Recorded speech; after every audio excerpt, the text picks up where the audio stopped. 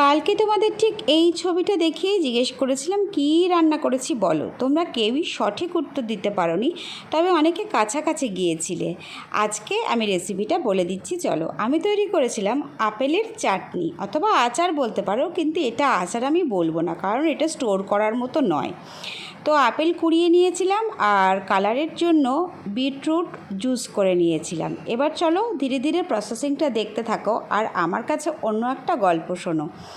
আমার গানের মাসিমণি খুব ভালো আপেলের চাটনি তৈরি করতো, আর তার চাটনির কালারটা ঠিক আপেলের মতো টকটকে লাল হতো, কিন্তু আমি বুঝতাম না কি করে লাল হতো। আমি বিয়ের পর একবার আপেলের চাটনি করে সবাইকে খাওয়াবো শ্বশুরবাড়িতে, সেটা মনে করে মাসিমণিকে ফোন করে জিজ্ঞেস করেছিলাম প্রিপারেশনটা।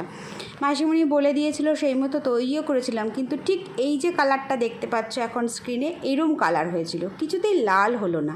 মাসিমণিকে পরে কিন্তু জিজ্ঞাসা করেছিলাম, মাসিমণি আমাকে বলেনি, বলল যে ওইভাবেই লাল হবে, কিন্তু বড় হয়ে বুঝলাম যে এতে ফুড কালার ইউজ করতে হয়, না হলে লাল বা সবুজ পারফেক্ট কালারটা আসে না।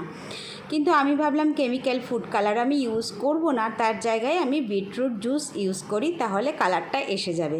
যথারীতি আমি সেটাই করলাম, আর আমার পারফেক্ট মাসিমণির মতন আপেলের চাটনির কালার চলে এলো। তবে মাসিমণির মতো অত সুন্দর হয়েছে কিনা আমি জানি না, সেটা একটা ভালোবাসা ছিল। যাই হোক, আজকের গল্প এটুকুই। আসি, টাটা। কেমন লাগলো জানিও।